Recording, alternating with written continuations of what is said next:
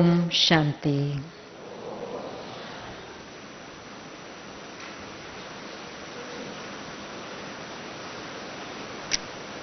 It is always so lovely to meet each other in Madhuban.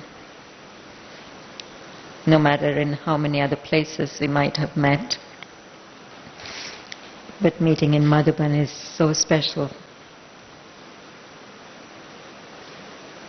And especially at this time of the year, when we are eagerly not only awaiting Bapdada's arrival for the first time this season, but also internally making preparations to show to him what he wants to see.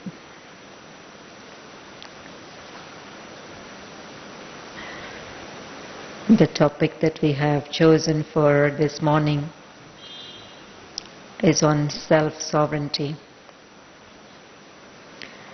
and that too the subtleties of self-sovereignty. Because the study that we have taken up as our lifelong learning subject is of self-sovereignty. As much as we can say that yes, at the end of our study we'll be able to see the result, but this study is so unique that while you're studying, you see the result instantly. That we don't have to wait till the end of our study period to see the final result. In fact, I think many of you must have experienced that when people talk about, or when we talk about a new world order coming, we becoming world sovereigns, a kingdom being established, it's all very abstract for a lot of people. And they say, we can't believe all of that. And usually our answer to them is, it's true, I started like that too. I couldn't believe it either. But little by little, as I saw the signs of that kind of world or that kind of sovereignty within my own self, as I was able to see my own transformation, then I could believe it. Right? Do you all tell that to your people? Because we have no other answer, right? I don't think there can be any answer that can be more convincing than the fact that we also started like that, and what really made us believe and what really made us continue on this path is that we were able to see the signs and symptoms of that new world order or that world sovereignty or that personality of being the masters of the world, all of that emerging little by little slowly within our own personality as we continue to make effort. And that's why we're all here today. And so I thought that every day in the morning Baba challenges us and he asks us the question, is it like this? Do you remember it, that you were world emperors? Even today, right? He asked us, is it true that this is what you were? And our only answer is, to the extent that we have been able to become sovereigns of the self, self-sovereigns, self-masters, to that extent we are able to say yes to Baba. Baba, yes, I remember that. Otherwise we have to say every day, Baba, I don't remember it. Of course we don't remember it, but it's good Baba is coming and reminding us. But I think to the extent that we are able to to see some of these personality traits of being world sovereigns, in being self-sovereigns. To that extent, we ourselves can be satisfied, and also Baba will be very satisfied with our answer, yes, Baba, we remember. So just for a few moments, perhaps, I thought if you reflect, take a few moments extra, and if you were to kind of paint a picture of yourself or take a photograph of yourself as a self-sovereign, what would it look like? I wish we had the time to actually do it. But being that we don't, just in your own minds, paint a picture of yourself as self-sovereigns as of this moment, and or somebody's taken a picture of you and you're looking at that picture, and what comes to mind? Just reflect for a few moments what that looks like to you, what that feels like to you. Your posture, your facial expressions, your words perhaps, your action, just for a few moments.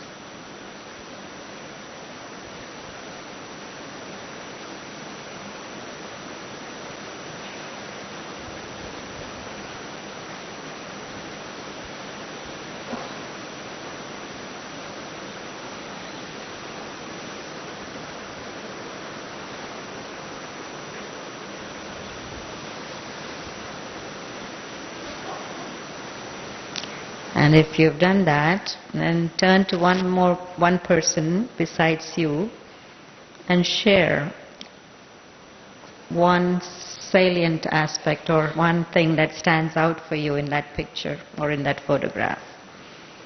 Share with one person.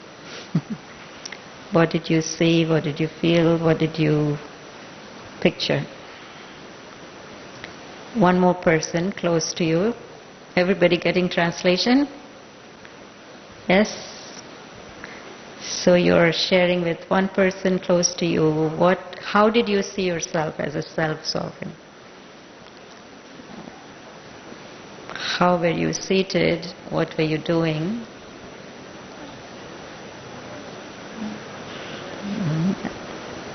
And you know that this is not about dressing up, it is not about wearing a crown, it's not about anything physical, right? But what did you picture yourself still?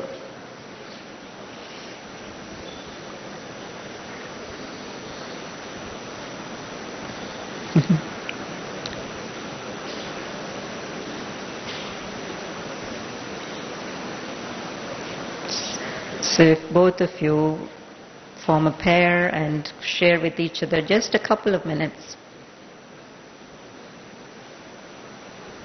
What did your picture look like?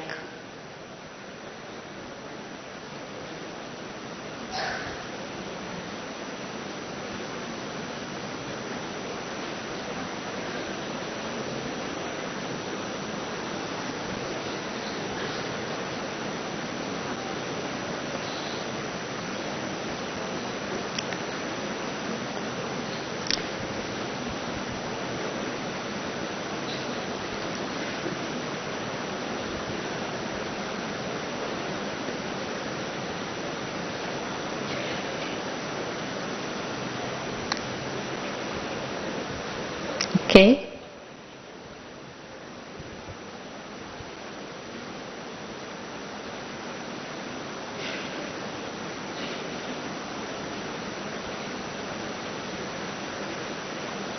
All right, I think I see a little quiet.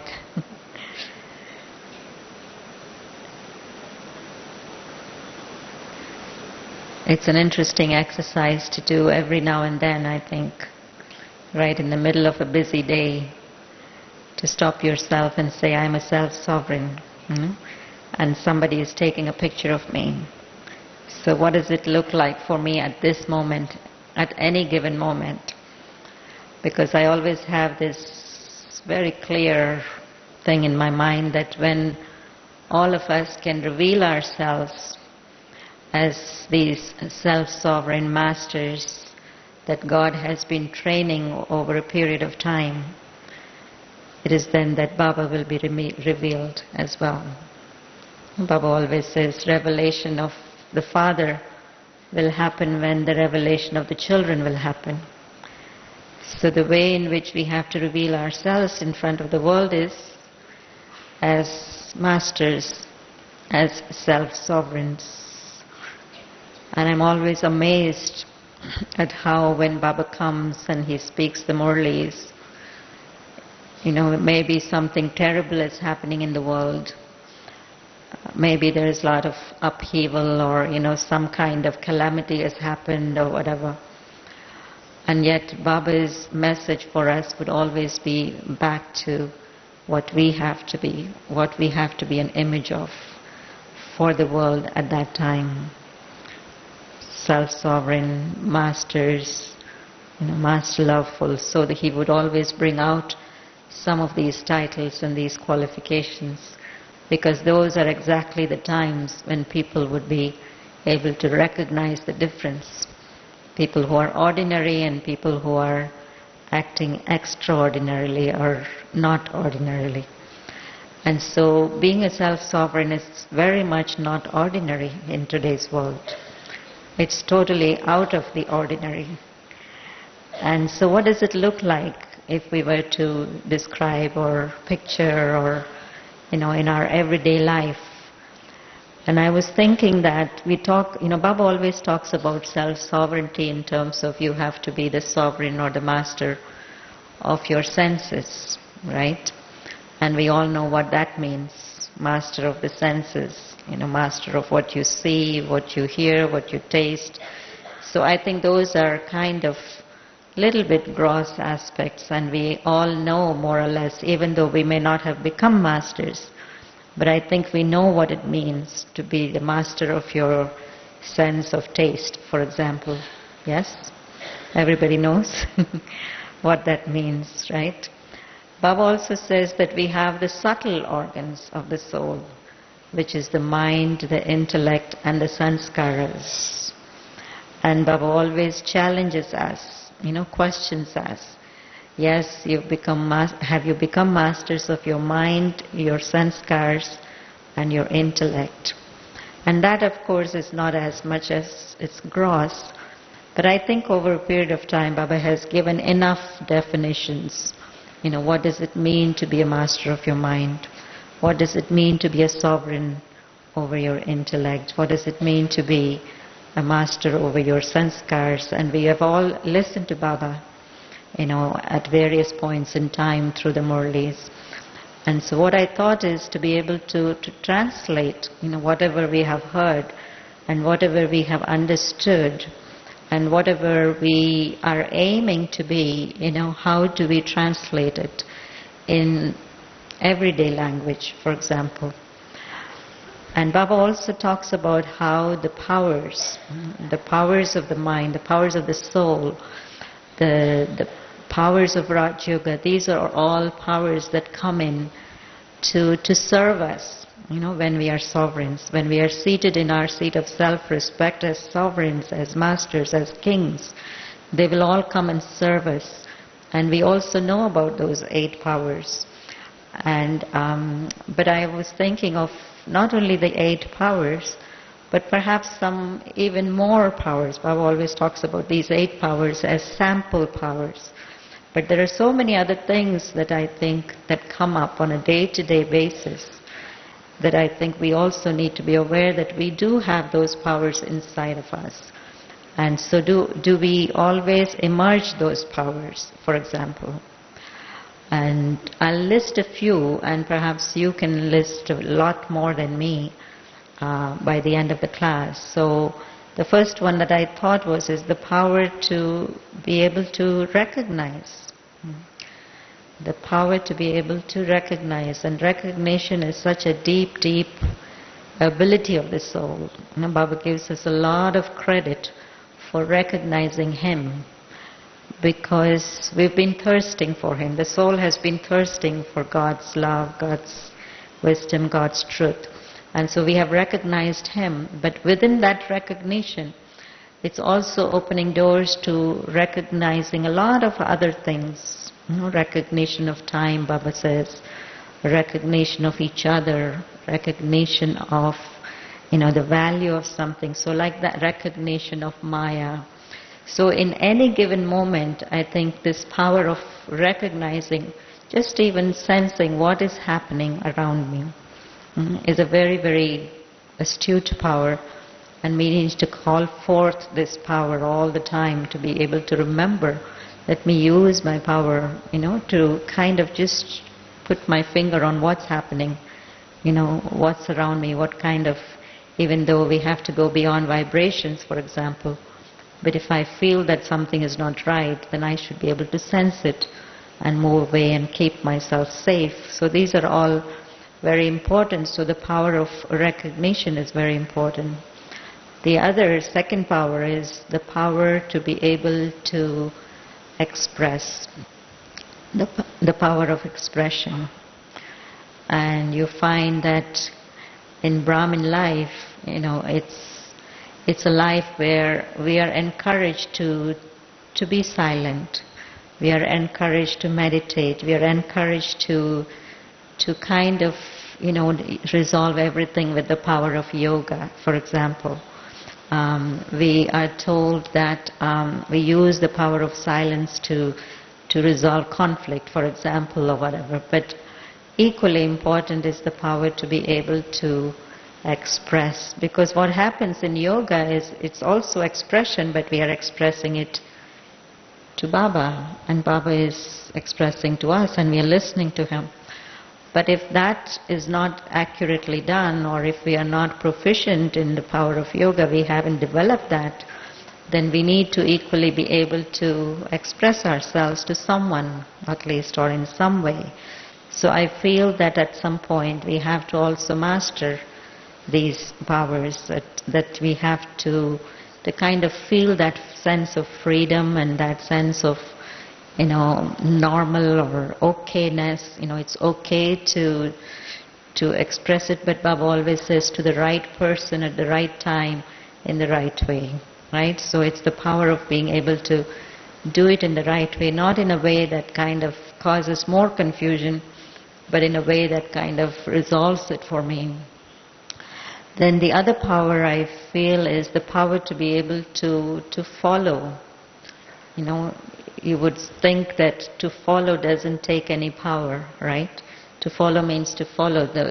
Usually you would think that it takes more power to dictate, or it takes more power to tell somebody what to do.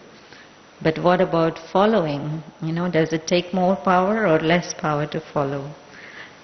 I feel that it takes a lot of power from internally to be able to follow consistently, isn't it? And so I think that's to be, and that too, Baba always says, you have to just put your footstep on my footstep. You just have to follow. You just have to follow.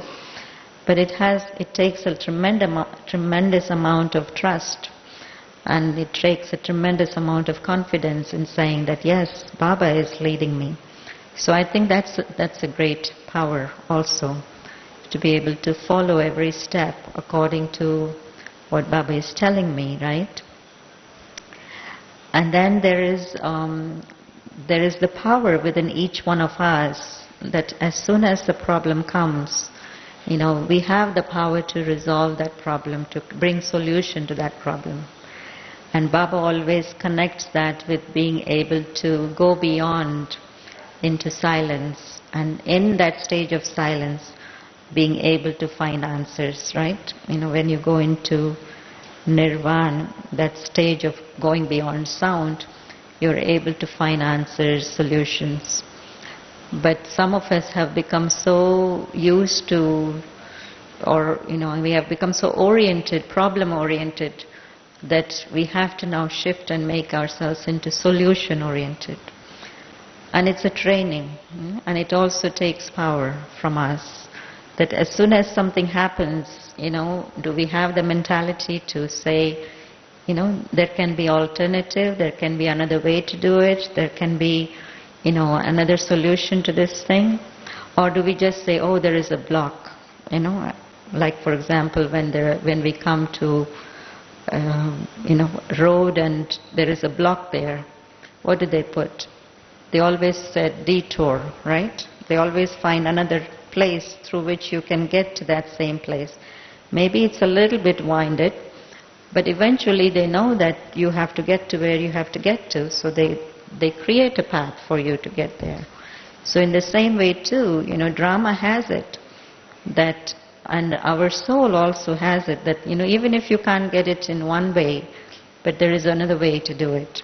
So somehow we need to emerge that power, that we have to start believing in answers are there. It's just that I have to find them. Solutions are there. I just have to be in that mode of solution to be able to tune into that. So I think it's a very, very good power. And part of being a self-sovereign is at that moment not to be frightened, not to be flabbergasted, not to be shaken, that, oh, now what? What is going to happen now? Because this is how we lose our stage of self-sovereignty, right? But at that moment to deeply know that yes, there is a solution to this. Even if I'm not able to find that solution immediately, but to be able to switch to that mode of being solution-oriented, to resolve something. To resolve something, that's always very, very important. And then we all have to face situations, I think. Even as I was talking about the physical senses, there are times when, the temptations are so strong. You have to have some kind of a very special power to say no to that. They say no, the power to say no to something, the power to resist, or the power to refuse. When you know that something is not right, when you know it is something that's not, beneficial for you, or especially if it is harmful for you, the power to be able to resist that. And most important is to be able to do it on a mental level. Sometimes we can do it with the physical things, but when it comes to mental things, like even one little thought, if it is a stray thought, then it can take you so far, far away. So somehow we have to again use that power to recognize and say, but no, I have to resist this thought of doubt, for example. Sometimes Baba says you cannot have doubt. Even to have one doubt means it's a downfall. Baba wants this. But to be able to recognize and say, no, let me resist that thought of doubt and replace it with something else. The other part of self-sovereignty I find, especially when we are together in a group setting, when we are living together, or when we are working together, or when we are in a service project together, or something, in a group. And you will find that most of us have the tendency, or I shouldn't say most of us, most of human beings have tendency to follow. As I said before, yes, that is also a very unique power, because we are following the highest on high here. We are not following just anybody, but at the same time, we must also have the power to initiate something. In other words, Baba never takes away that power. In fact, Baba says, you are all Arjuns, right? Baba always gives us the title, the one who takes the initiative. The one who says, I first, is the one who becomes Arjun. So we also have to have that power of taking the initiative to do something. And it appears in little things. It's not big things we are talking about, Because every day in life we are given small opportunities. Okay, maybe once in a while we'll get big opportunities, but a lot of times we get very tiny opportunities. And those are the times when we can really come out. For example, I was sharing with someone recently, I was somewhere and, everybody was coming and taking Toli, right? We all have a way of coming and taking Toli, and it was taking a long time because one was coming, then going, sitting down, then another person stood up, they came, they went. Like that it took a long time, and I was just watching. I didn't want to say anything at that time, but there was one soul that said, but why should I wait till the person comes back to the seat? Let me start walking. As the person has taken the Toli, I will walk up and take the Toli. So it was just one simple act, right? Just to save time, for example. I'm not saying it was right or wrong, but sometimes it's just one little gesture like that, that because everybody is doing it, you keep doing it, But Baba has given us enough sense and see, be aware of what's happening, see how you can make things a little better.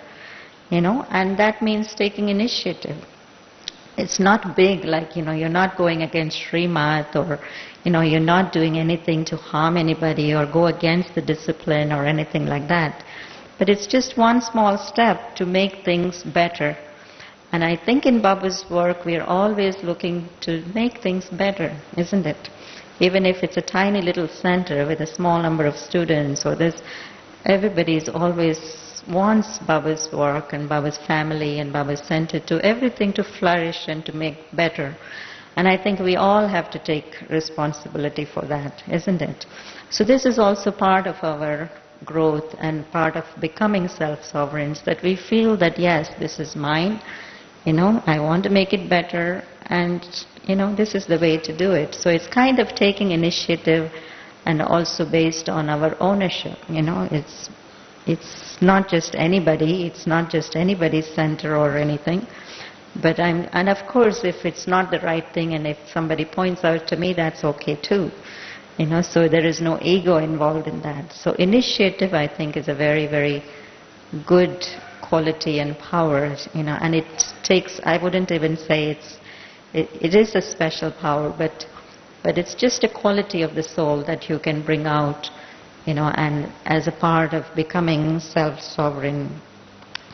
And then one thing that we do a lot of, but we perhaps don't give ourselves credit to it in terms of actually as a power, and I call it as a power because it's the power to be able to reflect, the power to be able to sit down quietly and reflect on what happened, because that I always feel is a way to progress. And self-sovereignty, of course, there are so many areas of the soul that we have to develop, that as much as we become aware of different things that we can do better, the better it is, right? So I feel that reflection is a very important power, and it does take power, because sometimes it's very easy to run to conclusions or to judgments or to just see and make assessment based on our prejudice. But reflection is something where you have to see whatever is happening with the two eyes, but really be guided by your third eye. Yesterday Dadi was talking about how the two eyes can deceive you, but the third eye really saves you from deception. It was beautiful, wasn't it? So in reflection, what you're doing is you're able to see everything with your third eye, and a lot of times you're able to save yourself from downhill path or going astray or being deceived by someone or something. So I think it's a very important power that that stands on its own, to be able to reflect and reflect on my own self, reflect on what happened, reflect on what I am going to do, whatever it may be. But Baba gives a lot of context every day how to do that kind of reflection. He gives us different ways, for example, of spinning the cycle. But to use some of those points to say that how can I improve my day, or how can I improve my work, or how can I improve my relationship, based on what he's saying. The other part of being a self-sovereign or a master at any given moment, I think again is, kind of connected with reflection is sometimes you just know that you have to wait for something to happen. Even you have made effort, you have done everything with good intention, but you know that it's not the right time that it is going to bear fruit. You know that perhaps, somebody is not agreeing with you, or some kind of opposition is there, or maybe you just get the feeling that time is not right. So I think one of the powers that we have to have is the power to be able to wait, And Dadi these days has been saying a lot to wait and watch, right? She says, wait and watch what happens. So it takes a power too, because it's so easy to jump to conclusion again and say, oh, but I should have, I shouldn't have, this should have, and say, and do something that's going to make it even worse, Sometimes when you push something too hard, it doesn't work, it makes it worse. So sometimes we just have to wait and wait for the right moment to emerge and then to say it or to do the right thing. So I think that's another power that I think is very important in everyday life, to say that am I, do I have that kind of patience, do I have that kind of sense, do I have that kind of inner wisdom to wait. And one of the things, very nice things I heard recently is, wisdom really means to wait and to silently wait until the right action emerges. So it's not even that you yourself have to plan it, but the right action emerges. It was interesting, Baba said today, people plan and plan and plan, and what happens? They're not able to keep up with the plans. Whereas the plan that Baba has from 5,000 years ago, it's so accurately followed. Every moment, it repeats itself. So sometimes it just takes that inner sense and inner wisdom to say that, let me wait. After I have done my effort, after I have put in my best, then I have to leave the rest to Baba and to drama. That takes a lot of power. And that's part of being a self-sovereign, is not to push anything too much. And then the power to implement. So, because every day we hear so many beautiful concepts from Baba, and they are very good on paper, but they are abstract ideas. Sometimes people say they are too abstract, but we are the ones to be able to bring those abstract ideas into our practical life.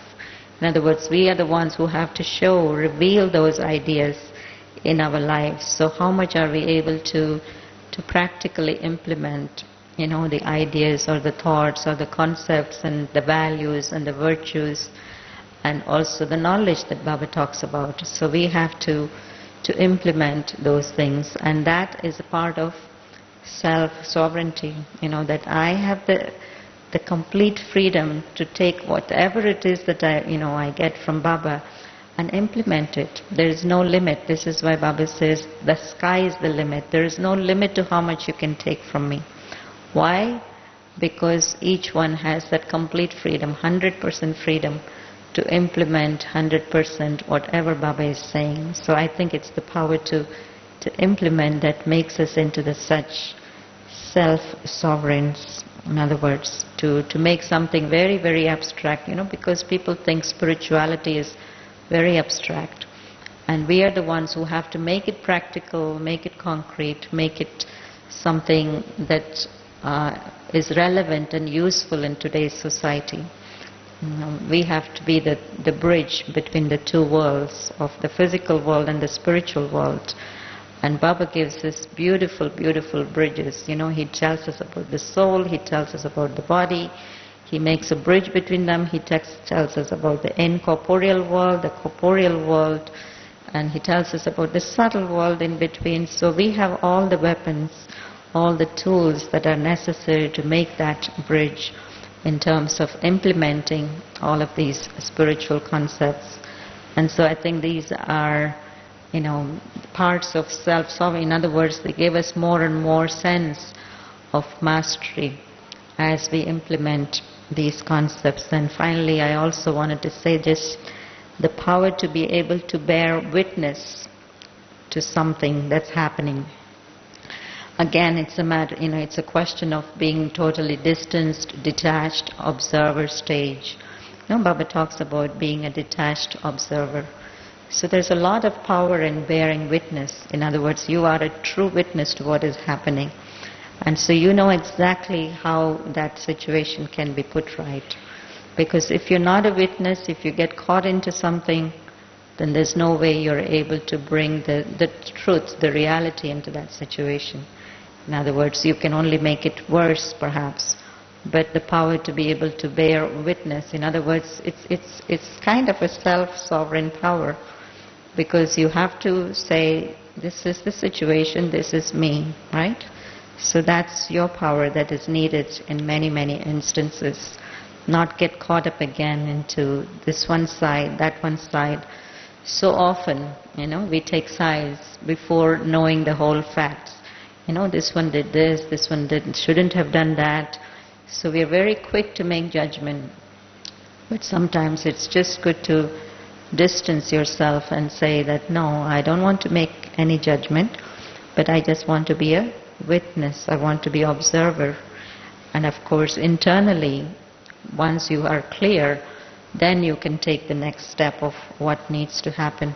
But without that clarity, no king can be a just king, right? So this is what is needed from us at that time too. So like that, you will also perhaps think of many, many powers besides the 8 powers. These subtle powers that every day of the year, every day of the confluence age, every minute we are called upon to kind of, use one or more of these subtle powers. And I think it makes us higher and higher as a self-sovereign. Baba said today also that of course you receive the inheritance handed over to you, but for the status you have to study. You have to continually implement and use these powers. So some simple questions I thought that we can ask ourselves at any given moment or, from time to time. And I'll list them again one by one, right?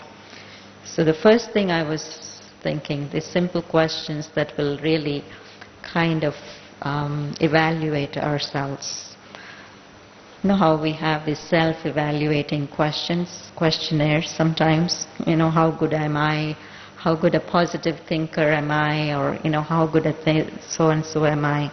So how much of a self-sovereign am I? If we were to ask yourself a question like that. So some of the questions I thought of.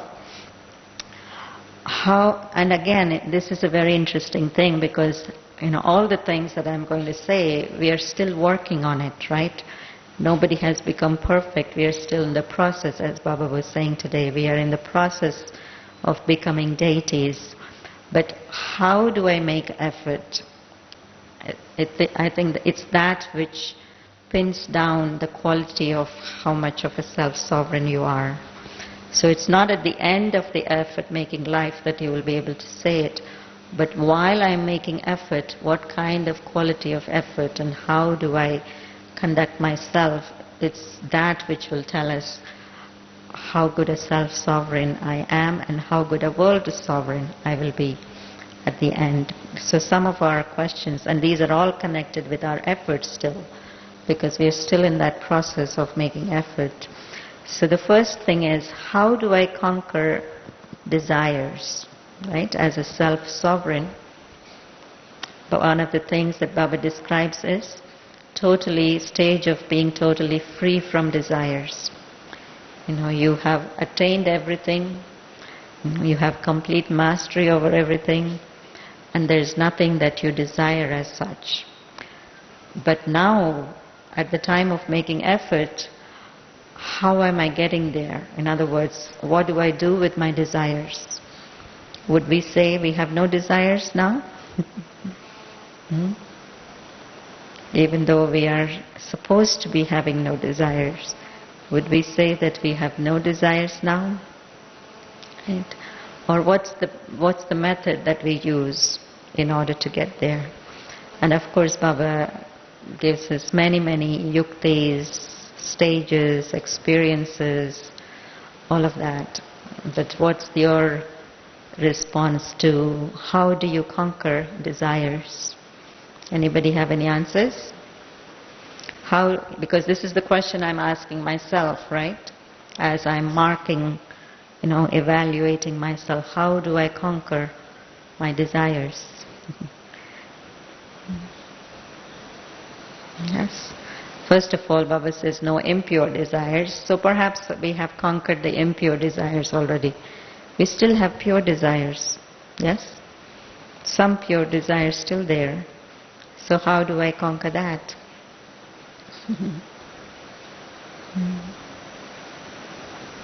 Is there a way to do that? Because based on that, I can appear like a self-sovereign now. Because say for example, of course you may be in your home, in your work, whatever. The thought comes, oh, I should have this. Oh, I should have that.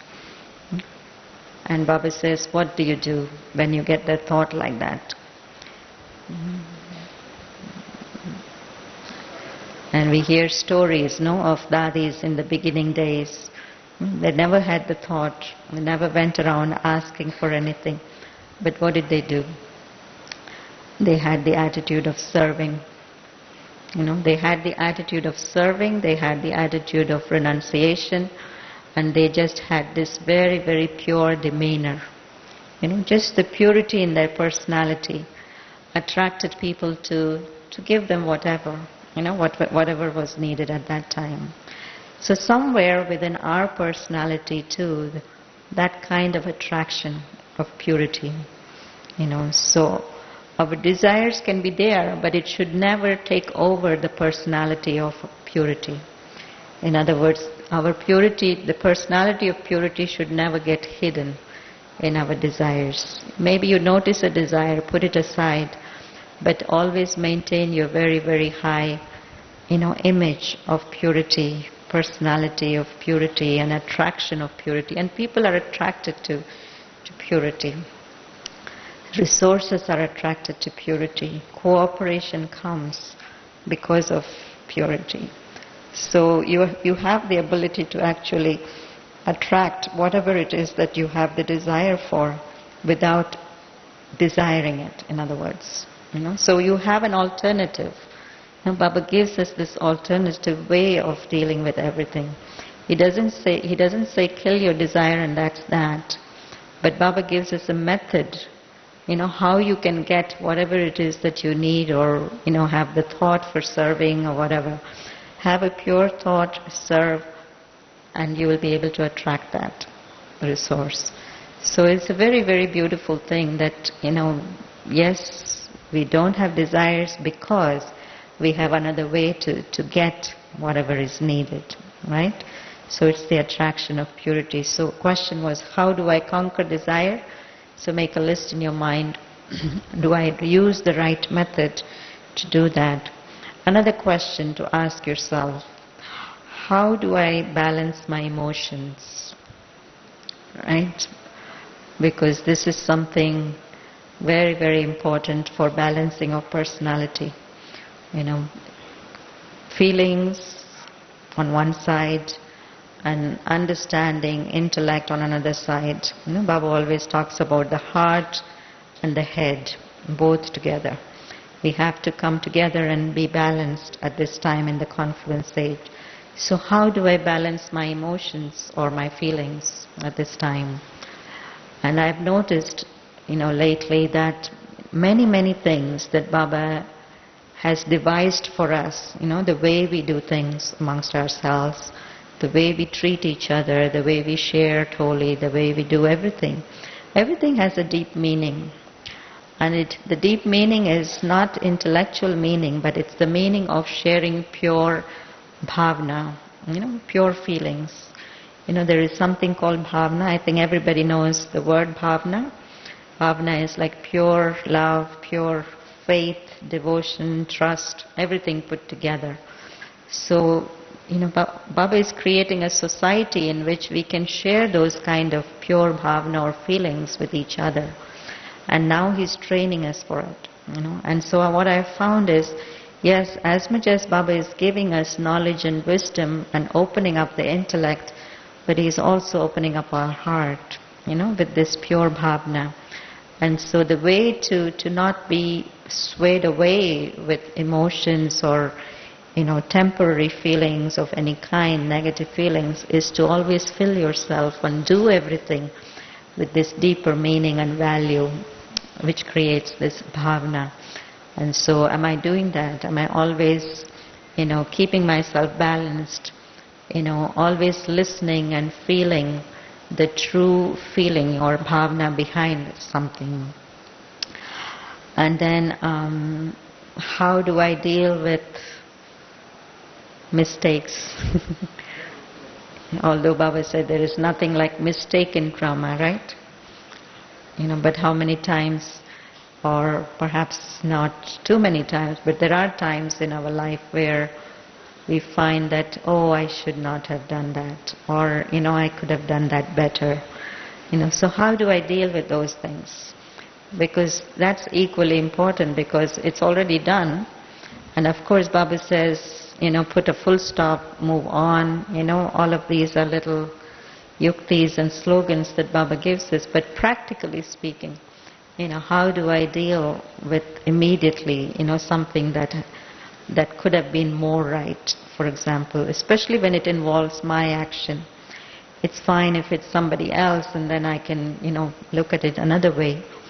But suppose I myself was involved in something and I could have done it differently, and I found out that there was a loss because of that. So how do I immediately deal with that? How do I resolve that for myself? Because the more I stay with it, the more I feel guilty about it, or the more I, feel negative about that whole thing, and, I'm losing time, I'm not making the right kind of effort. So what is the method of a self-sovereign at this time, at the confluence age, dealing with some kind of mistake or something lacking in something that you have done? Definitely, of course, it is to go to Baba. And definitely, of course, it is to have that deep sense of realization. And definitely it is to learn from whatever we have done, and to make that commitment for the future, that yes, this is a lesson that you will take with you for the future.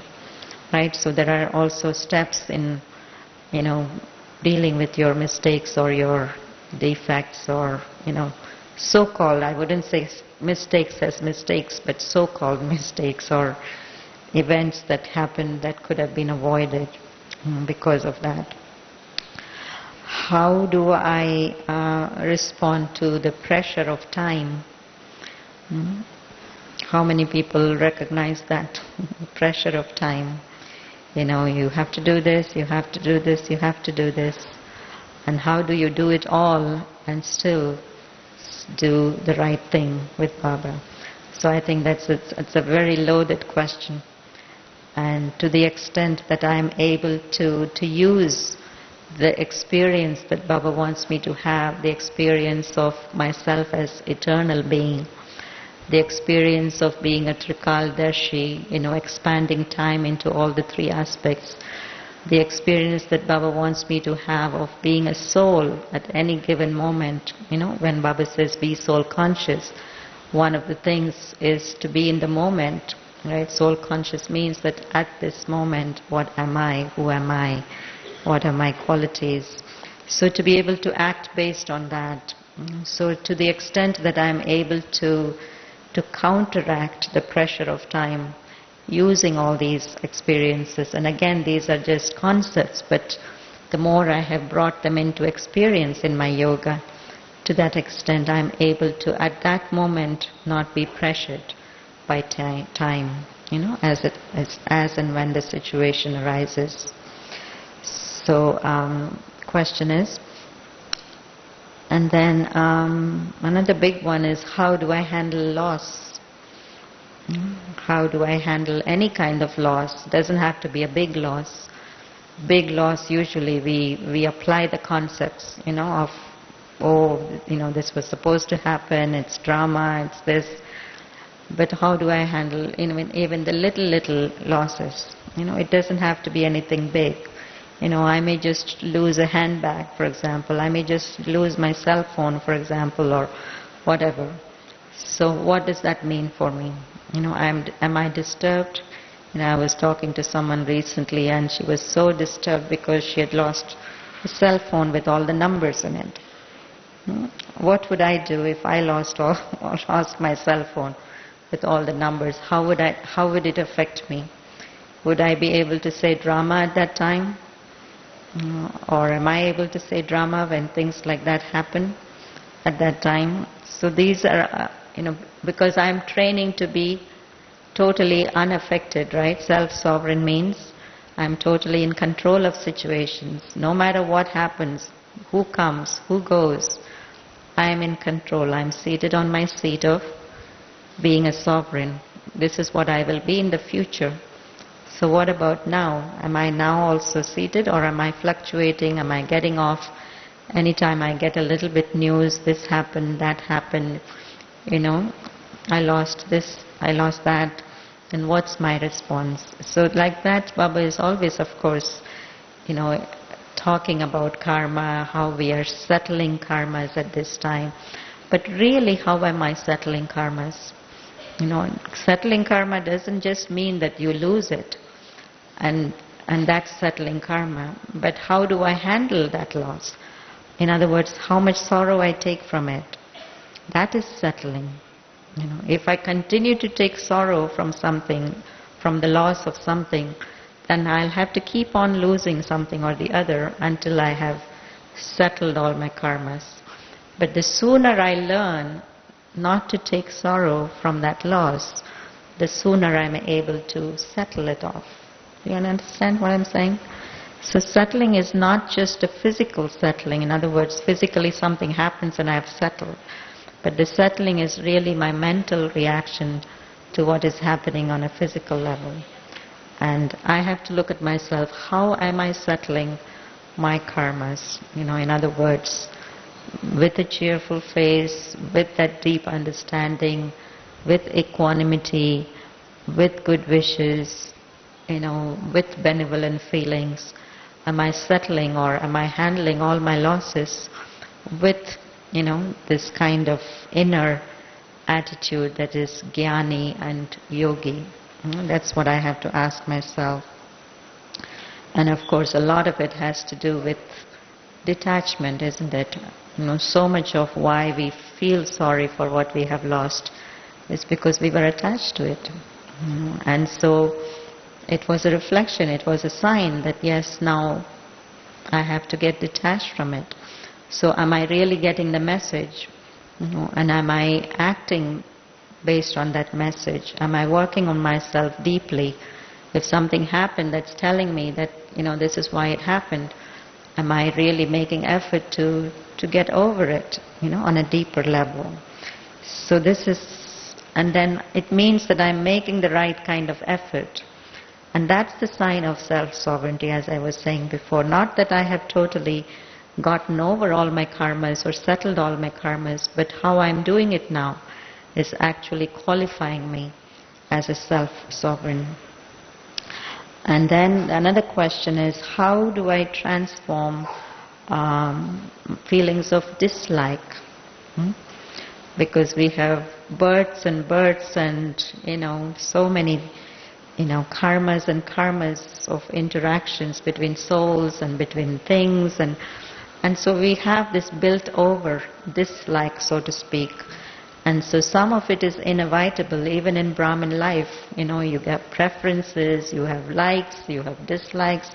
You can get along with someone, you can't get along with someone, you would prefer to work with someone. So all of that is given, yes, okay, up to a certain point. But is that a sign of being self-sovereign? How do I get over it? So Baba always says that have vision of equanimity. And Baba recently had used, a couple of years ago, soul-conscious love. Remember? The whole aspect of what it means, soul-conscious love. It doesn't matter who that other person is. It doesn't matter how they look. It doesn't matter how they act. It doesn't matter even if they're defaming you. But what is your response to them, soul-conscious love? So am I able to recognize again that this is something coming from the past and immediately able to transform it into soul-conscious love? And again, it's this deeper effort that I'm making on myself that is really going to, it's not an overnight job. It won't take, it won't, happen fast. But at the same time, I'm not just saying, oh, I can't help it. I can't do anything about it. But I am doing something about it, and that is, I'm deeply working on this aspect of soul-conscious love, changing my vision, and so on and so forth. So I think that's an important aspect of self-sovereignty. And then how do I tolerate imperfection? Right? Because we're all becoming perfect and we all know about perfection. It's very difficult for us to deal with imperfection. This is probably our greatest challenge as Brahmins, right? So what do I do with it? I want this person to do this thing in a particular way, and the person does it in slightly different way. Not even very different, but slightly different way. And I think it's imperfect. I think it's not right. And again, it's a matter of how do I handle it? Because there's nothing I can do at that moment. I can say all I want, I can insist all I want, I can try to force my view all I want. But if that person doesn't change, or if something doesn't change in the environment, or whatever happens, who's going to lose the stage? It's about me really, ultimately, isn't it? Everything is about me in this life, if I can understand that much. So I am becoming perfect, and I'm seeing this, that this is the only way that can be perfect. Then I haven't understood Gyan, right? Because Baba's Gyan is, everything is as it should be. That is the perfection. Everything that's happening was meant to be and is happening so. Everyone is playing their part, right? And that's how they are meant to be. Not only that, but it's for the benefit. And the benefit is because I know that within that I can bring benefit. So somehow I need to be able to incorporate that wisdom in that scene, in order for me to be a self-sovereign at that moment. Otherwise I'm totally devastated. I may be on my path to perfection, but if I cannot tolerate imperfection, I have lost the game, right? So I think the greatest challenge for us is to be absolutely walking on the tracks of drama. Baba talks about walking on the tracks of drama. This is what drama is, and I have to walk it. And that doesn't mean that I don't inspire people to become better. That doesn't mean that I don't facilitate things to become better. But it's just that I don't distress myself in the name of perfection. I don't cause distress to others in the name of perfection also. So I have to always keep that in mind. How do I face uncertainty? And we are seeing more and more of this now. So many things that we're fixed, that we're certain, that we're sure of, we're not sure of anymore. How do I face uncertainty? Right? So many people don't know what's going to happen next morning when they get up, whether they will have a job, whether they will have a whatever, So everything is becoming very fluid, very uncertain. But what do I do with that stage of uncertainty again? And I think this is again one of those areas where Baba's children, really, if we were implementing and embodying everything that Baba is saying, we can be such examples and such inspiration for the world out there. Because it's very different how people would respond and how we would respond, really, literally coming to them. So again, this is where our faith is really put to test. This is the time where faith in everything, faith in, not only in faith in Brahma, but faith in Baba, faith in our karmas, faith in our own selves, with faith in the family, faith in our destiny. Everything comes together, I think, when it comes to being able to face these kind of unforeseen circumstances and uncertainties of life. No other time it happened like that, but this is the time when everything is very, very, very uncertain. And we are the only ones who have things certain, and that is we are victorious. That's the one certainty that Baba assures us over and over and over again. So somewhere or the other we need to have to hold on to that faith of what it's all about, and at the end of it all, we are the victorious ones. The other thing I think that really helps us to kind of face uncertainty is, how one of the powers that Rajyoga helps us is to gain the power to be able to make decisions, right?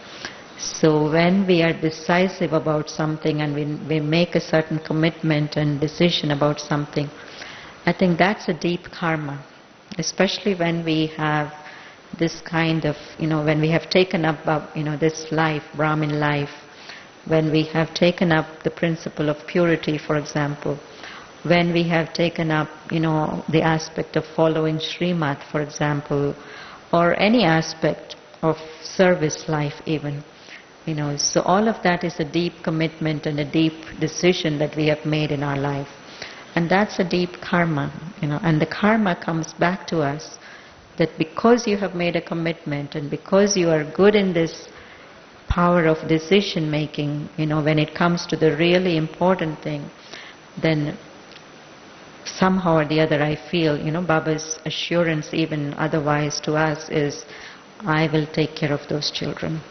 Remember, Baba talks about how Baba says, I will take care of my children who follow the Srimad, who do this, who do that. So it's Baba's assurance in response to our deep, karmic philosophy of making that commitment, making that decision of purity for ourselves. So that's one more factor that is really working in our favor, especially when it comes to these challenges of uncertainties in the future. And then finally also, how do I take defamation? Defamation. And this is another big challenge, I think, as a self-sovereign. And we all know that anybody can be defamed. Anybody, but anybody can be defamed. It doesn't have to be that you did something wrong, you did something bad. As a matter of fact, I feel that these days, I don't know if you've heard this word, if you do, you're damned, if you don't, you're damned. Actually, if you do something, then you're actually told, that you didn't do it right. For example, the person who didn't do it won't be told anyway anything, right? Because he didn't do anything. But if you do something, then you have you will be either doing it right or you'll be doing it wrong. And there's a chance that you did it at least slightly wrong or not the way the other person wanted it. And so you will be told for it. But do we hold on to that? Or do we hold on to the fact that I took the chance, I took the opportunity, I'm creating my fortune, Baba is looking at me. So I think again, how do I take defamation in my Brahmin life? Is it a big thing? Do I totally get shattered? Does my stage get upset totally if somebody says or points out something, or what really happens for me at that time. So I think for defamation, the secret that I've always applied, in moments like that, and it's a hard one, believe it, because you have to kind of deal with it at that moment. And the only thing that works for me is to bring Baba's drishti right there in front of you. How is Baba looking at me at that moment? Maybe somebody else is looking at me like this, but is Baba looking at me like this? Or what was my karma all about? Was it for this person? Or was it for the other, or was it for the unlimited good? Or was it for Baba? What is my karma all about? It's not a personal thing.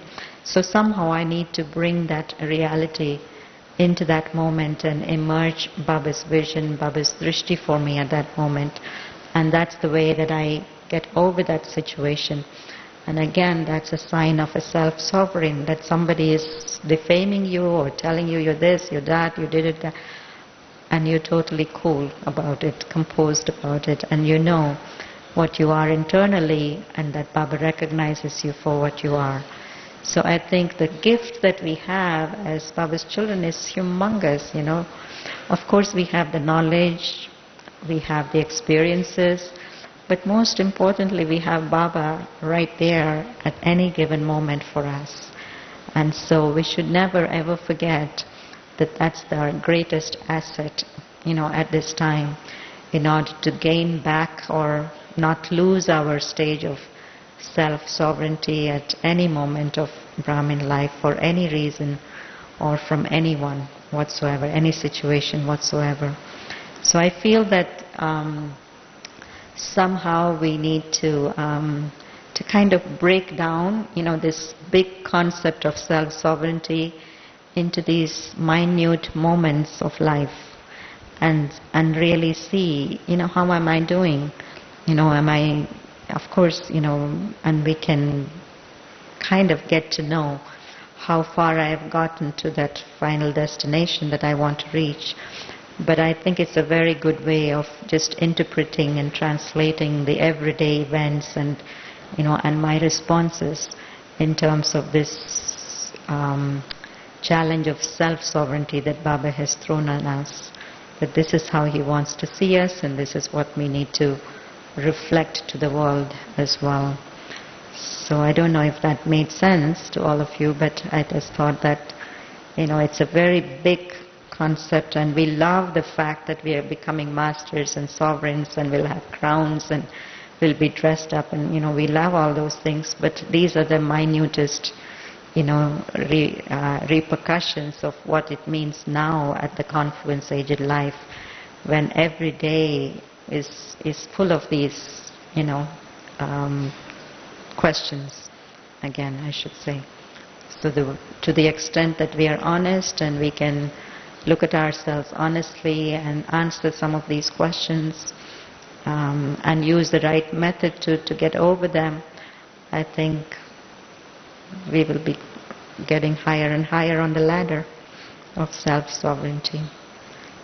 Om Shanti.